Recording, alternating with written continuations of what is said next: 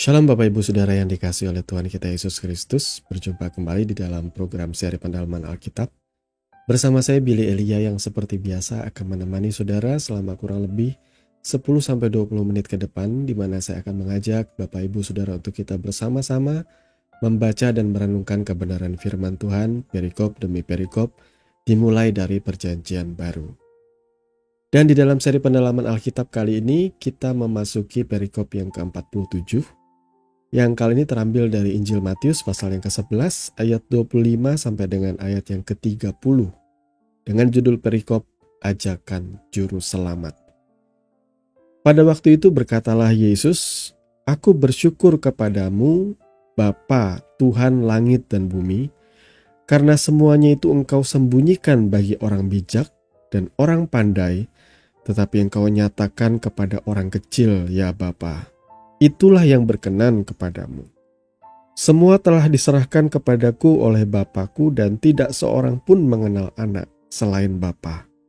Dan tidak seorang pun mengenal Bapa selain anak. Dan orang yang kepadanya anak itu berkenan menyatakannya.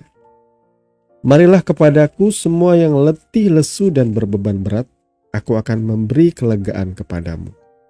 Pikulah kuk yang kupasang, dan belajarlah padaku karena aku lemah lembut dan rendah hati, dan jiwamu akan mendapat ketenangan. Sebab kuk yang kupasang itu enak dan bebanku pun ringan." Amin untuk kebenaran firman Tuhan. Nah, Bapak Ibu Saudara yang dikasihi oleh Tuhan kita Yesus Kristus, dari nas pembacaan firman Tuhan kali ini, apakah kira-kira yang saudara dapatkan? Sebelum kita sama-sama merenungkan, ada baiknya kita sebentar merendahkan hati dan berdoa. Bapa Surgawi, Bapa di dalam nama Tuhan Yesus, kami mau membaca dan merenungkan kebenaran firman-Mu. Kami mohon Roh Kudus memimpin hati dan pikiran kami, sehingga kami mengerti apa yang menjadi maksud dan kehendak-Mu dalam kehidupan kami. Di dalam nama Tuhan Yesus kami berdoa. Amin. Bapak Ibu Saudara yang dikasihi oleh Tuhan kita Yesus Kristus, saya tertarik sekali dengan apa yang disampaikan Tuhan Yesus di sini ya. Karena saya percaya nas firman yang baru saja kita baca itu merupakan rangkaian apa yang Yesus sampaikan ya. Setelah ia juga membahas mengenai Yohanes Pembaptis, kemudian ia juga mengecam beberapa kota, sampai akhirnya Yesus Kristus Sang Juru Selamat ini membicarakan tentang sesuatu yang penting di sini ya. Di dalam ayat 25, di sini Yesus berkata, "Aku bersyukur kepadamu Bapa, Tuhan langit dan bumi, karena semuanya itu Engkau sembunyikan bagi orang bijak dan orang pandai, tetapi Engkau nyatakan kepada orang kecil." Nah, menariknya di sini ialah nas firman Tuhan ini banyak kali atau sering kali disalahpahami ya. Kalau Tuhan Yesus itu adalah Tuhan, kenapa dia berbicara mengenai Bapa, Tuhan langit dan bumi? Dan sekali lagi, Yesus adalah Tuhan yang menjadi manusia, dan ia sendiri secara pribadi merahasiakan keberadaan dirinya. Justru malah aneh ya kalau ada orang atau seorang manusia berkata, "Oh, aku Tuhan, aku adalah pemilik sorga. Kalian harus percaya kepadaku." Bagi saya tuh, kalau seandainya Yesus memulai karya pelayanannya seperti itu, menurut saya sih aneh ya. Dari awal Yesus menyatakan karyanya, karya keselamatannya, pelayanannya di muka bumi ini, dia hampir selalu merahasiakan keberadaannya, bahwa ialah Tuhan yang menjadi manusia. Dia tidak perlu secara gamblang memberitahu orang, "Aku Tuhan, aku Tuhan, aku Tuhan." Bahkan ia banyak kali menempatkan dirinya sebagai orang ketiga. Dengan kata lain, ia menjadi anak manusia. Dan ia mengajarkan orang untuk melayani, beribadah, berbakti kepada Tuhan. Padahal dia sendiri adalah Tuhan. Ini membingungkan iya. Tapi kalau saudara memahami dan meremah perkataan saya ini, dia adalah Tuhan yang menjadi manusia yang merahasiakan jati dirinya. Ia mau menjadi sepenuhnya anak manusia, terlahir menjadi anak manusia. Dan di dalam pelayanannya ia memberitakan tentang kalau engkau berdoa, berdoalah kepada Bapamu yang tersembunyi. Jadi Tuhan itu mengajarkan kebenaran-kebenaran yang masih belum kita pahami. Dari zaman dulu Tuhan selalu mengutus nabinya. Tuhan selalu mengutus hamba-hambanya untuk menyatakan berita keselamatan, untuk menyatakan pemulihan dan lain sebagainya, untuk menyatakan bahkan isi hati Tuhan. Tapi tetap aja bangsa atau umat yang dia kasih itu selalu memberontak dan melawan. Dan tiba saatnya ia sendiri yang akhirnya memutuskan merendahkan diri, mengosongkan dirinya dan menjadi sama seperti anak manusia. Ketika Tuhan ada di tengah-tengah kita, akhirnya kita mengerti. Kalau aku ingin menyenangkan Tuhan, maka aku harus mendengarkan apa yang Yesus ajarkan. Banyak orang miss ya, karena mereka sendiri kebanyakan adalah orang-orang yang, maaf, bukan orang Kristen, tidak terdidik di dalam kebenaran, tidak pernah khatam atau menyelesaikan kitab suci, tidak pernah diajarkan pengajaran-pengajaran pokok kekristenan, cuma mencomot-comot ayat, sehingga akhirnya berkesimpulan, oh di sini Tuhan ngomong tentang Bapa, berarti Bapa lebih tinggi dari dia. Oh salah bos, tidak seperti itu sudut pandangnya. Pada mulanya adalah firman. Injil Yohanes berkata, pada Yohanes pertama, firman itu bersama-sama dengan Allah, dan firman itu adalah Allah sendiri. Dan firman itu berkenan turun menjadi anak manusia. Jadi kalau Yesus mengajar bahwa engkau harus menyembah Tuhan, bahwa engkau harus melayani Tuhan, engkau harus melakukan ini itu kalau ingin menyenangkan Tuhan. Bukan seolah-olah bahwa Yesus itu bukan Tuhan. Sekali lagi, ia merahasiakan dirinya. Dan banyak kali dia tidak pengen seperti menunjukkan bahwa ia Tuhan, itu tidak ada. Kecuali kepada orang-orang yang terdekat sekali dengan dia. Contohnya ya, kepada murid-murid yang paling dekat.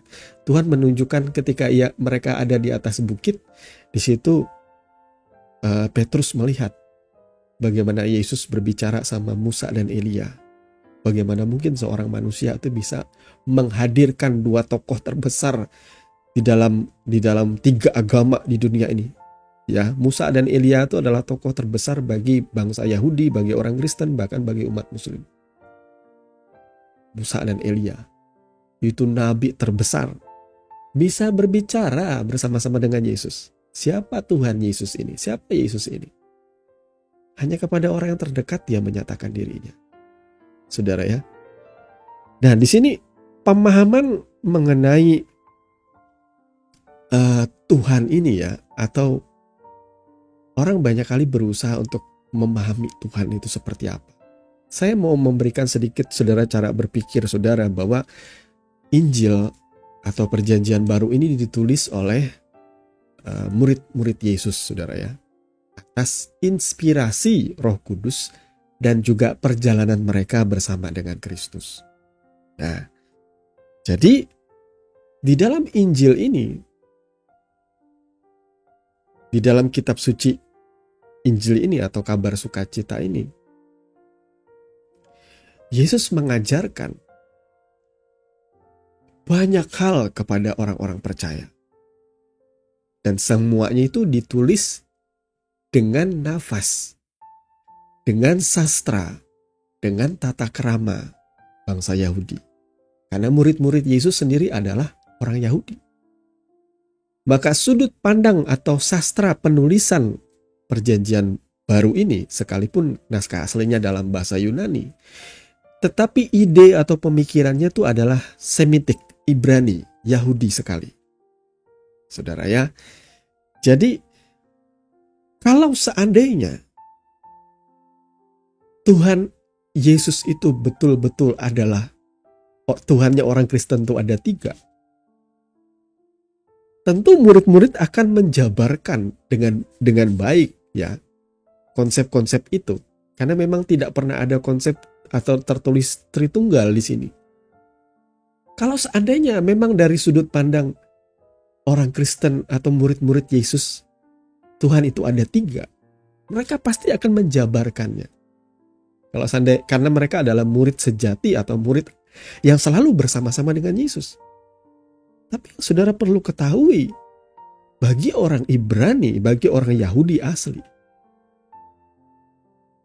mereka punya satu pemahaman yang paling kuat, paling utama. Tuhan itu tidak pernah jamak.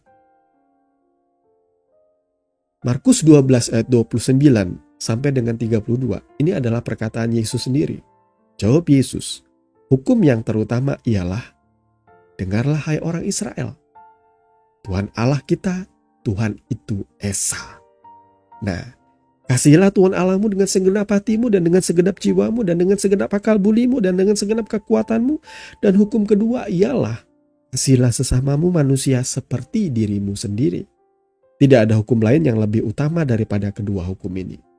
Lalu di sini ada seorang ahli Taurat yang menjawab dia dan berkata, lalu kata ahli Taurat itu kepada Yesus, tepat sekali guru. Benar katamu itu, bahwa dia Esa dan bahwa tidak ada yang lain kecuali dia. Jadi tidak ada Allah yang lain selain dia. Allah itu Esa, Tuhan itu Esa. Ini adalah konsep berpikir, konsep teologi yang mendasar orang Yahudi. Allah itu Esa. Murid-murid Yesus pun adalah orang Yahudi dan mereka memahami sekali. Mereka diajar dari kecil bahwa Tuhan itu Esa. Nah, lalu kenapa muncul ada konsep Tritunggal? Ya, tri persona, una substantia. Ya, 3 persona di dalam satu substansi. Diskreti non separati. Terpisah-pisah tapi merupakan satu kesatuan.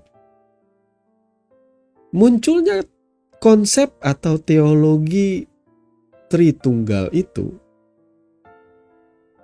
sekali lagi, teologi itu kan kalau kita artikan secara sederhana ya, theo itu artinya kan Tuhan. Logi itu kan berakar dari kata logika ya. Jadi bagaimana caranya manusia itu melogikakan Tuhan, itulah teologi. Ya. Manusia dalam usahanya untuk memahami Tuhan, maka muncullah ada ilmu yang namanya teologi. Bagaimana orang mulai mempelajari kitab suci. Nah, termasuk akhirnya kenapa bisa muncul ada istilah Tritunggal? Padahal kan Tuhan itu Esa. Ya, Tritunggal juga tidak ada salahnya sih sebagai bentuk usaha manusia untuk memahami Tuhan ya. Karena memang sulit memahami Tuhan. Contohnya, gak usah kita memahami Tuhan lah. Kalau kita misalnya sedikit fiksi ini ya, diberikan peralatan untuk bisa kembali ke masa lalu. Saudara kembalilah, katakanlah ke era-era abad pertama. Saudara bisa bawa teknologi yang saudara punya sekarang ke zaman itu dan coba saudara jelaskan kepada mereka. Kalau saudara menjelaskan bagaimana kita bisa video call dengan orang melalui sebuah kotak, saudara akan dianggap sebagai wizard atau penyihir. Saudara tidak usah pakai video call lah, saudara teleponan bisa berbicara dengan orang dari jauh aja. Itu ajaib. Saudara bisa katakanlah bisa menerbangkan drone saja di masa itu, saudara akan dibilang sebagai orang sakti. Makanya zaman dulu ya sedikit ada orang yang punya kemampuan apa namanya, indigo itu bisa dicap sebagai penyihir dan bisa dibakar karena dianggap keturunan penyihir. Ya, bagaimana kita bisa menjelaskan kehidupan kita di zaman sekarang kepada orang-orang yang hidup 2000 bahkan 3000 tahun yang lalu? Sulit bukan? Karena ketika kita menjelaskan sesuatu kepada mereka, mereka akan melogikakan dengan keadaan pada waktu itu. Karena logika mereka tidak sampai pada zaman kita. Nah, Yesus itu adalah Tuhan yang tidak terbatas. Beyond our imagination, melampaui imajinasi dan pikiran kita. Dia datang dari keabadian, kekekalan. Dia menanggalkan semua pengetahuan yang tidak terbatas itu dan semua kemuliaannya yang hebat. Turun menjadi sama seperti anak manusia, itu artinya dia mengecilkan dirinya, dia merendahkan dirinya, dia mengosongkan dirinya. Itu kata yang paling tepat. Saya manusia. Bagaimana cara saya untuk bisa dipahami oleh seekor semut? Bisakah saya memberikan dia semut itu kata sandi atau bahasa tubuh atau istilahnya gerakan-gerakan? Semut tidak mengerti. Bagaimana supaya semut bisa mengerti? Maaf ya, dibanding dengan manusia, semut itu bodoh sekali dibandingkan dengan kita. Akal budinya itu tidak sampai. Boro-boro saudara memberikan dia rumus Pitagoras, menyelesaikan soal-soal fisika yang berat. Saudara suruh dia pelajaran anak SD penjumlahan aja, semut tidak akan pernah bisa menjawab. Bagaimana caranya supaya semut bisa mengerti? Maka saya manusia harus jadi Ant-Man, mungkin seperti itu pikiran saudara ya, itu fiksi juga saudara ya. Maka saya harus menjadi sama seperti semut. Saya harus menjadi semut. Dan ketika saya menjadi seperti semut, bisakah saya menjelaskan kehidupan saya sebagai manusia kepada semut? Ketika saya berbicara tentang, oh kami manusia ini dalam keseharian kami melakukan ini, semut mulai berpikir dalam pola pikir semut. Oh aku kalau dengan teman-temanku seperti ini. Tapi nggak akan relate. Karena kita tidak pernah bisa memahami ketidakterbatasan Tuhan. Maka usaha semut tadi untuk memahami saya, untuk memahami Tuhannya, istilahnya seperti untuk memahami manusia, itu adalah ilmu mempelajari manusia. Nah, cara manusia untuk mempelajari Tuhan itu adalah teologia. Dan pada waktu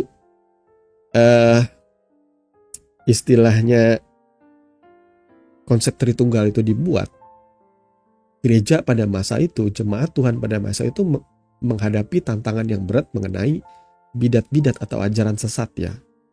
Jadi ada konsep-konsep yang menurunkan ketuhanan Yesus, yang memandang bahwa Yesus itu adalah sekedar ciptaan, persis seperti kebanyakan orang-orang di luar kekristenan yang memandang Yesus itu hanya sekedar ciptaan. Yesus itu cuma manusia.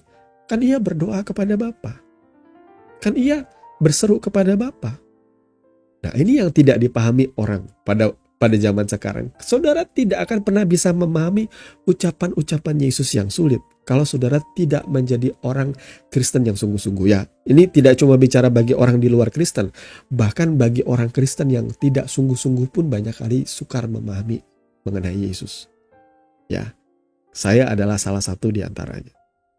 Saya sampai SMA kalau membaca kitab suci itu nggak bisa ngerti, saudara. Bodohnya minta ampun. Saya membaca kitab suci, maaf, jujur, saya menyimpulkan satu, ini fiksi. Karena banyak kisah-kisah di dalamnya yang gak masuk akal ya, jelas. Melampaui logika kita. Keajaiban-keajaiban di dalam perjanjian lama, banyak kali saya pandang itu seperti dongeng. Ini adalah akar-akar skeptis ya, ateis. Atau apalah bahasa kerennya yang dibilang anak-anak muda ketika mereka tidak lagi mempercayai agama dan tidak lagi mau dididik dalam kebenaran. Jadi pada waktu itu, saya nggak ngerti apa-apa ketika baca firman Tuhan. Sampai ketika saya menerima Yesus secara pribadi. Dan saat itulah Roh Kudus tinggal dalam hidup saya. Ini adalah benih ilahi. Materai keselamatan saya adalah Roh Tuhan itu menaungi kehidupan saya. Nah, ketika roh yang menghidupkan itu masuk dan saya membaca kitab suci, Alkitab yang sedang saya pegang ini, ya saudaraku, saya membacanya. Tiba-tiba seperti saya memahami bahasanya. Bukan seperti ya, memang betul saya memahami makna. Saya bahkan membaca kitab suci itu seperti orang membaca komik. Ya, saya menggunakan analogi itu, komik itu menarik untuk dibaca ya. Pernah nggak saudara merasa menarik membaca Alkitab? Sampai saya membaca Alkitab itu ketika awal saya baru bertobat, lahir baru. Itu saya sampai menangis. Karena saya mendapatkan pemahaman yang mendalam. Karena apa? Karena ada roh Allah yang menghidupkan dari dalam, yang membuat saya mengerti firman Tuhan. Karena roh ini yang menuntun kita untuk mengenal Tuhan. Akulah jalan dan kebenaran dan hidup. Tidak ada seorang pun datang kepada Bapa. Termasuk tidak ada seorang pun bisa mengenal Bapa. Kalau bukan Roh Kudus, kalau bukan Yesus yang memperkenalkan. Di sini firman Tuhan juga dikatakan, tidak seorang pun mengenal anak selain Bapa, dan tidak seorang pun mengenal Bapa selain anak. Dan orang yang kepadanya anak itu berkenan menyatakan. Tuhan, aku bersyukur Engkau menyembunyikan itu dari orang bijak, kata Yesus. Orang bijak di sini adalah berbicara soal ahli-ahli Taurat, orang-orang Farisi, cendekiawan rohani pada masa itu. Mereka mengharapkan ada Mesias datang. Kalau ditanya orang Farisi, ahli-ahli Taurat tahu janji Tuhan tentang kedatangan Sang Mesias itu mereka tahu. Tapi dalam benak mereka, Mesias itu bicara seorang pemimpin besar, layaknya seperti Musa. Pemimpin besar mungkin seperti Raja Daud yang memulihkan kejayaan dan kebesaran bangsa Israel. Di masa jaya-jayanya kerajaan Israel itu, ketika Raja Daud yang memimpin, mereka berharap seperti itu. Dan mereka tidak menyangka. Mereka pikir yang datang bakal manusia spesial atau manusia terpilih lainnya yang bisa dibilang nabi. Tapi yang datang kali ini adalah Tuhan itu sendiri. Itu yang mereka tidak pernah tahu. Dan itu tersembunyi dalam pandangan mata mereka. Mereka tidak pernah tahu bahwa pencipta alam semesta itu sendiri yang turun menjadi anak manusia. Bahkan 100% manusia. Yang lahir dari rahim seorang wanita. Apakah hina Tuhan melakukan seperti itu? Kalau dalam pandangan saudara hina, maka bersyukur besar kasih Allahmu. Besar kasih Tuhanmu sampai ia sedemikian mau menjadi sama seperti engkau. Demi menyatakan isi hatinya langsung kepadamu. Bagaimana kita bisa mengerti isi hati dan pikiran Tuhan? Maka kenalilah Yesus dan semua apa yang ia sampaikan di dalam 4 Injil ini yang paling utama ya. Matius, Markus, Lukas, Yohanes. Karena apapun yang Tuhan sampaikan di situ, itulah isi hati Tuhan. Semua orang meraba-raba seperti apakah Tuhan itu. Semua orang mengira-ngira seperti apakah Tuhan itu. Dan di dalam Injil ini tercatat dengan jelas. Tuhan itu sendiri berbicara kepada kita seperti apa isi hatinya. Betapa luar biasanya. Dan ini tersembunyi bagi orang-orang yang merasa dirinya pandai. Ahli Taurat, orang-orang Farisi gagal mengenal Tuhan. Mereka cinta Tuhan. Tapi mereka membenci Sang Firman itu. Bahkan mereka yang menginisiasi supaya Sang Firman itu disalibkan. Tersembunyi dari pandangan mata mereka.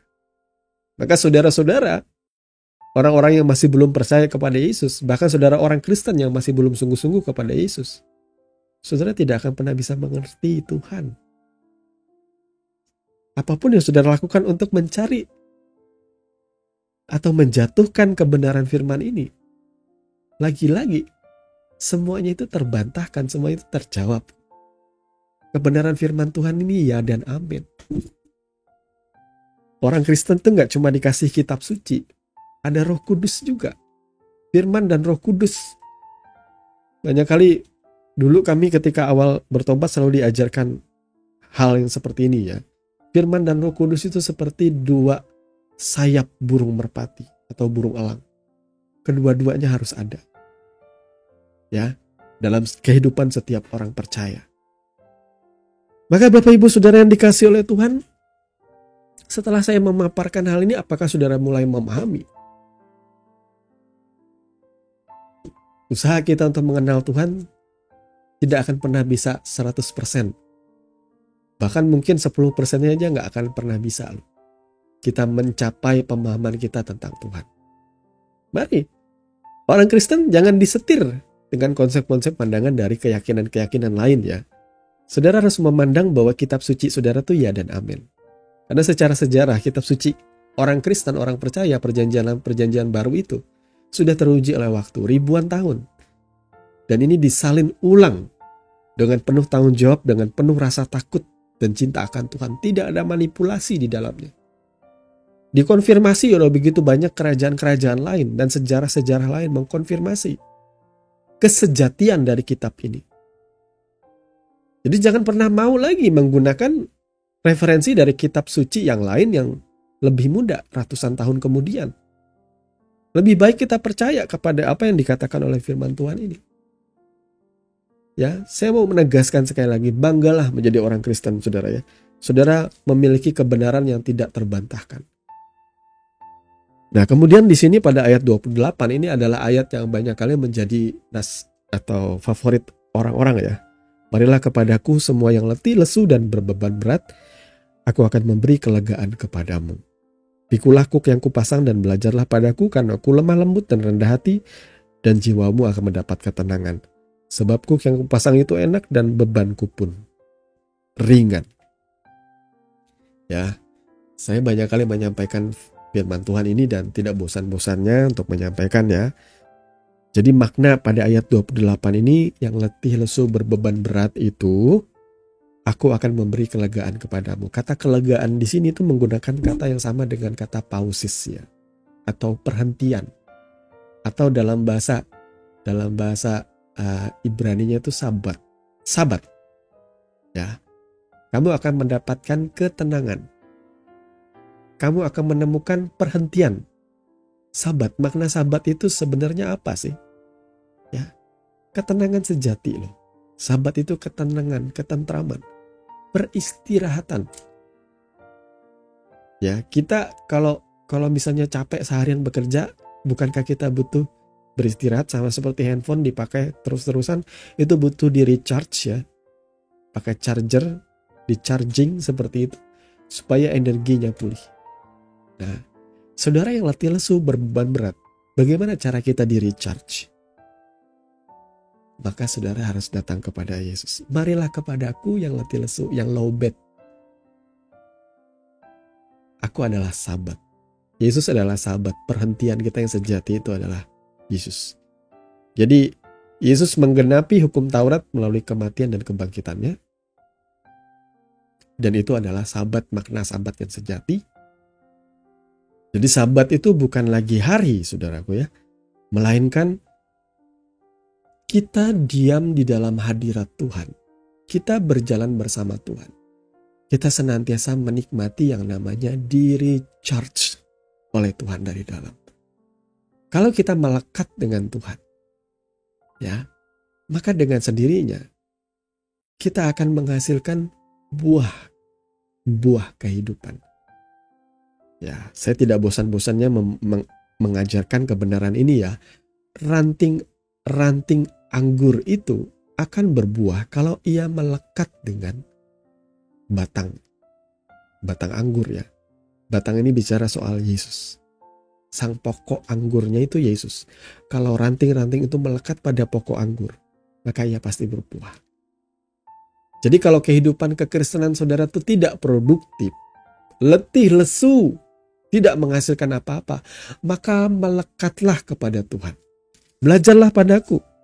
Ya, kalau orang melakukan 613 mitzvot aturan, itu berat sekali. 613 mitzvot itu adalah perintah di dalam Tanakh atau hukum Taurat ya. Ada 613 perintah yang tidak boleh gagal satupun. Kalau gagal satu maka gagal semua. Dalam pandangan hukum Musa ya, semuanya seperti itu. Dalam menuruti hukum Taurat itu seperti itu hukumnya. Satu harus dilakukan, yang lain jangan diabaikan. Kalau yang lain diabaikan, saudara gagal.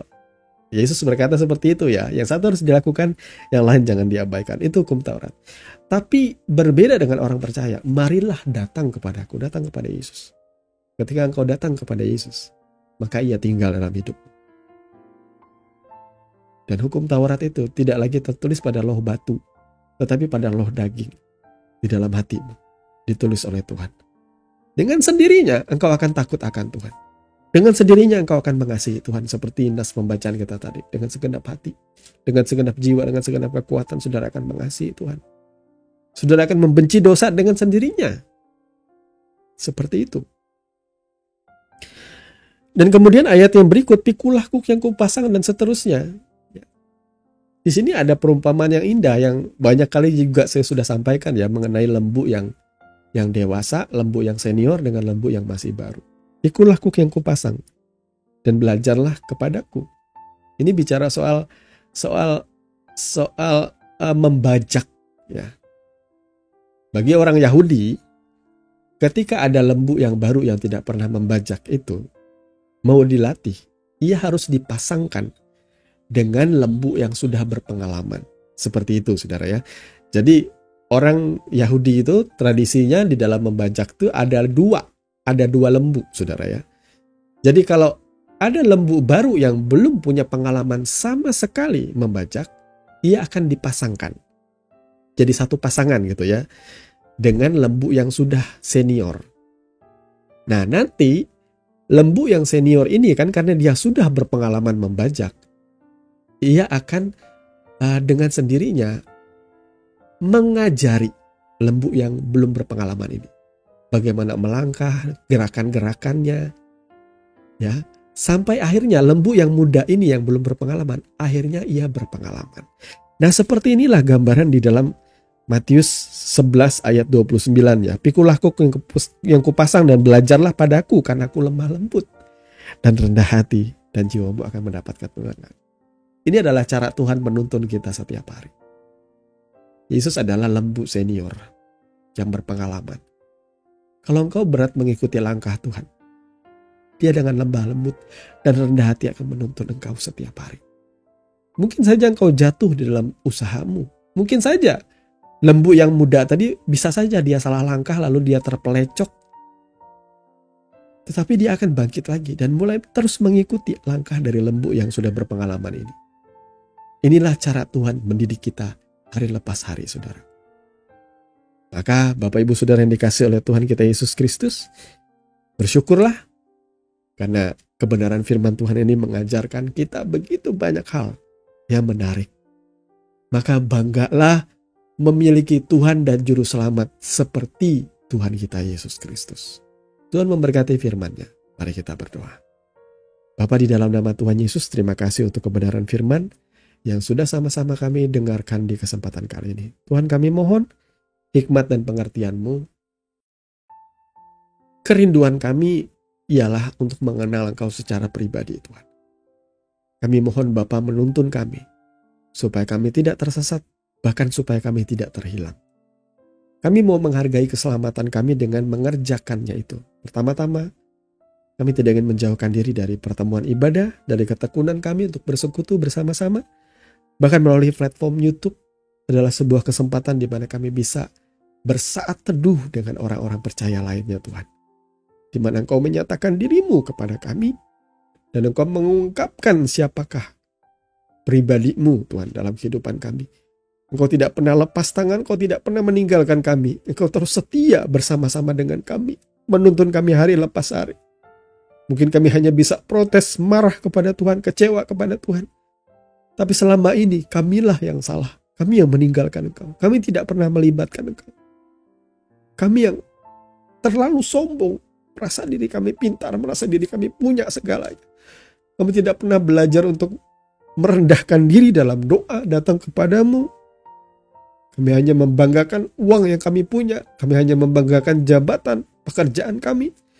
Tapi dibanding kesemuanya itu Tuhan, semuanya itu hanyalah sampah. Dibandingkan dengan kemuliaan, dibandingkan dengan pengenalan kami akan Engkau, Tuhan. Oleh sebab itu Tuhan, biarlah rasa haus dan lapar akan Tuhan melanda negeri ini. Sehingga setiap orang memiliki kerinduan untuk mengenal Tuhan Yesus secara pribadi dalam hidup mereka. Terima kasih Bapa. Di dalam nama Tuhan Yesus kami berdoa dan mengucap syukur. Haleluya. Amin. Bapak Ibu Saudara yang dikasihi Tuhan, kita sudah sampai di penghujung program seri pendalaman Alkitab. Bagi Bapak Ibu Saudara yang merasa diberkati lewat persekutuan kita secara online ini, jangan lewatkan, kita akan kembali belajar kebenaran firman Tuhan juga melalui podcast Mutiara hari ini. Yang kesemuanya mengajak saudara untuk lebih mengenal Tuhan dan belajar dasar-dasar atau pokok-pokok kekristenan. Mari tetap setia mengikuti Tuhan. Sampai bertemu di dalam seri pendalaman Alkitab yang berikutnya. Akhirnya saya Billy Elia pamit. Kiranya kasih karunia di dalam Tuhan kita Yesus Kristus menyertai saudara sekalian. Shalom.